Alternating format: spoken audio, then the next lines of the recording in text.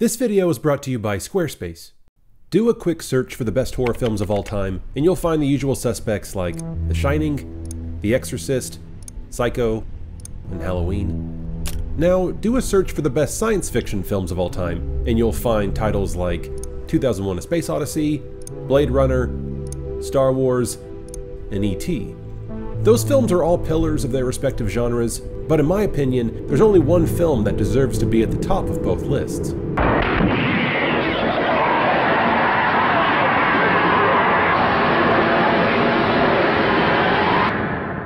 Alien. When Ridley Scott's masterpiece was released in 1979, it was immediately met with box office and critical success, and that acclaim is only solidified in the following decades. Alien took two lesser-known subgenres of horror, outer space horror and body horror, and helped popularize them while also interjecting a much-needed sense of gravitas. Up until that point, the outer space horror genre consisted of titles like It, The Terror from Beyond Space, and Planet of the Vampires, which were basically campy monster movies set in space. Alien was able to take this familiar formula, but instead of filling an obvious set with stock characters, they were able to create engaging, relatable characters in a beautifully designed set that looked high-tech, but also lived in and authentic. And instead of just putting a person in a monster costume, Alien also had a person in a monster costume. But Ridley Scott was able to take H.R. Giger's brilliant and terrifying xenomorph design and make us forget there was a person inside by limiting the monster's screen time and photographing it in darkness and shadows that allowed the audience to fill in the gaps with their own imagination. I've never liked horror films before because in the end, it's always been a man in a rubber suit. Well, there's one way to deal with that. The most important thing in a film of this type is not what you see, but the effect of what you think you saw. The xenomorph was terrifying, grotesque, and original, showing the audience something they'd never seen before. And it's the monster in Alien that helped popularize the body horror subgenre as well. Though the term body horror wasn't coined until Philip Brophy's 1989 article, Horrality, the textuality of contemporary horror films. The term encompasses all stories that involve graphic or psychologically disturbing violations of the human body. These can include mutation, mutilation, zombification, gratuitous violence, rape, disease, or unnatural body movement. Notable examples of the body horror genre included Frankenstein, The Blob, The Fly, Rosemary's Baby, and Eraserhead. And Alien pushed the subgenre forward with an underlying metaphor for rape, with creatures called facehuggers that attach themselves to the victim's face, impregnating them, only to have the baby xenomorph violently emerge later from the victim's chest. Tossing aside genre labels of sci-fi and horror, I'd go as far to say that Alien is perhaps one of the few perfect movies in film history. And if that creative and technical feat wasn't enough, 7 years later, James Cameron delivered one of the best sequels in film history with the follow-up, Aliens. Get away from her, you bitch! In my opinion, all good sequels must accomplish these 5 steps. First, give the audience something new. Second, identify what worked and build off of it. Third, change the stakes. Substantial dollar value attached to it. Fourth, play with expectations. Fifth, add new memorable characters. And Aliens was able to accomplish all of these steps, which resulted in a worthy sequel that stands alone as its own creative triumph. But unfortunately, none of the following 4 films in the Alien franchise have been able to live up to the high standards set by the first 2 films. Alien 3, Alien Resurrection, Prometheus, and Alien Covenant all have major issues such as bland characters, plot holes, and storylines that retread on tired ground. And I think this unfortunate trend started with Alien 3. By the way, I'm not including the 2 Alien vs. Predator movies on this list because they aren't canon in the Alien franchise. And because, well, come on. The behind-the-scenes drama surrounding Alien 3 through all phases of production has been well documented. Since Alien and Aliens were both financially successful, Fox executives demanded another installment. But with the main star of the franchise, Sigourney Weaver, unsure if she wanted to return as Ripley, the producers didn't know what to do next with the story.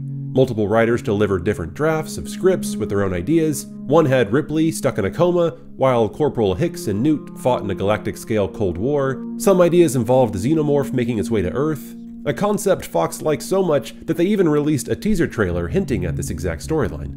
We will discover on Earth, everyone can hear you scream. But that too was eventually scrapped. The producers landed on two separate ideas, one involving a prison on a space station surrounding Earth, and another involving a space station made entirely of wood, inhabited by monks.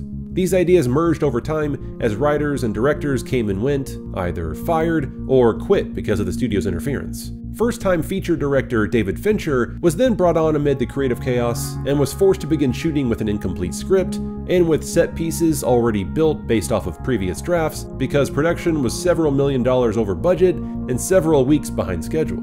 The long, grueling shooting days consisted of overbearing producers on set with their conflicting ideas, while pages were constantly rewritten every day. The entire relationship between Fincher and Fox was so contentious that the director abandoned the project during the final editing phase, and has since completely disowned Alien 3. The resulting film is a patchwork of aimless ideas and elements taken from multiple scripts, resulting in plot holes and a budget that doubled in size because of the constant struggle to agree on any type of story direction. There's a lot to take issue with in Alien 3. Where Aliens was able to accomplish all 5 steps to a successful sequel, Alien 3 wasn't. Give the audience something new. We'd already had a single xenomorph in a confined location, killing off people one at a time in Alien. Change the stakes. The threat of corporations wanting to weaponize the xenomorph already happened in Aliens. It's the chance of a lifetime! You must let me have it! Add new, memorable characters.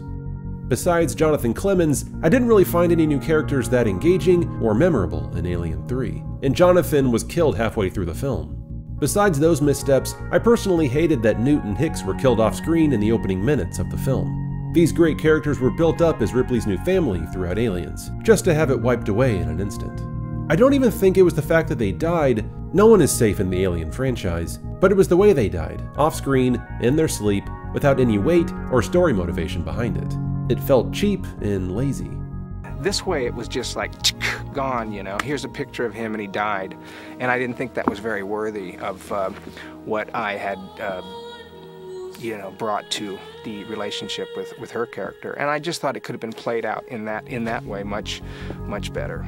And regarding their death, I never bought the facehugger on the shuttle in the first place. We're supposed to believe that the Queen laid an egg in there at the end of Aliens that no one saw, even though her egg sac had already been ripped off. It all just seemed too convenient and far-fetched. Alien 3 wasn't all bad. They added new wrinkles like having a xenomorph birth from an animal and having Ripley impregnated with an alien herself. Despite some dated CGI, there are a few truly terrifying moments in the film. And some of the franchise's most iconic moments took place in Alien 3. Plus, Elliot Goldenthal's score is both haunting and beautifully operatic. It certainly isn't a terrible movie. It feels like a big-budget art house film, and I can appreciate that. But the film just didn't hit its intended target. However, in researching this essay, I was shocked to find so many articles by fans defending Alien 3, calling it underappreciated and even a masterpiece in its own right. I can understand how it's unfair to judge a movie against the incredibly high standards set by Alien and Aliens, two of the best science fiction films of all time. A good film should be able to stand on its own, self-contained merits. But if that's the case, then Alien 3 can't be considered a good film simply because it's way better than the severely flawed Alien films that followed it. It also can't be considered a good film just because it's directed by David Fincher, a director who would go on to make his own horror masterpiece 3 years later with his follow-up film, Seven. Fincher is one of the most prolific auteur directors working now. He never stood a fair chance with Alien 3, dropped onto a sinking ship of a production that was hemorrhaging money, and it's most likely because of him that Alien 3 isn't a complete disaster. A new cut of the film, called the Assembly Cut, was released 11 years later, found in the Alien Quadrilogy box set. Though Fincher refused to be a part of it, an original producer recut it as best they could, according to Fincher's intended vision, based on Fincher's original production notes. Complete scenes are added, rearranged, additional dialogue is added, along with characters that were basically cut from the theatrical release. The Assembly Cut helps bring a little understanding to plot holes and character backgrounds, and Fincher's initial vision of making the film a metaphor for the AIDS epidemic is more clear. It's a vast improvement, but it still doesn't fix all the glaring problems found in Alien 3. Nothing could. Alien 3 was doomed from the beginning. Studio meddling, constant rewrites, tight schedule, skyrocketing budget, and Fincher's perfectionism resulted in a film that Variety called a muddled effort that offers little more than visual splendor, and the New York Times called too dark and too implausible. But perhaps the most damning review comes from director David Fincher himself, as he told The Guardian in 2009, "To this day, no one hates it more than me." I have to agree with Fincher. Which is why I think May 22nd, 1992, the day that Alien 3 premiered in theaters, is the day that Alien died.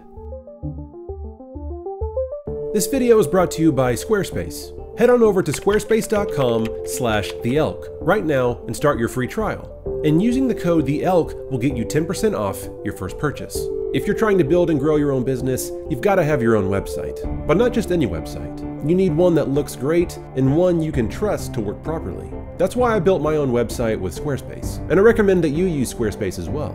They have beautiful, unique templates to choose from, and 24/7, 365 customer service that's always there in case you ever need help building and maintaining your website. It's an all-in-one platform, which means no plugins, no updates, and no patches ever. And what I love about Squarespace is that they even help you find your domain address. For me, I was able to search entertaintheelk.com, saw it was available, paid for it, and it was mine, just like that. So if you're a musician, designer, artist, or any kind of entrepreneur, head on over to squarespace.com/theelk right now and start a free trial. And be sure to use the code THEELK in order to get 10% off your first purchase. Tuesday is new video day here on Entertain the Elk, so make sure you subscribe below, that way you don't miss any new videos whenever they drop. Thank you to everyone who reached out asking for this video specifically. I really hope you enjoyed it, but this is just my opinion, so leave me a comment below, tell me when you think the Alien franchise died, or if you think it's still great today. I love making these Day Something Died videos, so also leave me a comment below telling me what you want to see me explore next in this series. If you like this channel and want to see me make more videos, please consider becoming a patron. Patrons get rewards like audio commentaries, sneak peeks, and other behind-the-scenes content that no one else gets to see. It's really the best way to help me and to make more videos, so please check the link below, go check out the website, and consider becoming a patron. Thanks everyone for watching, and have a happy Halloween!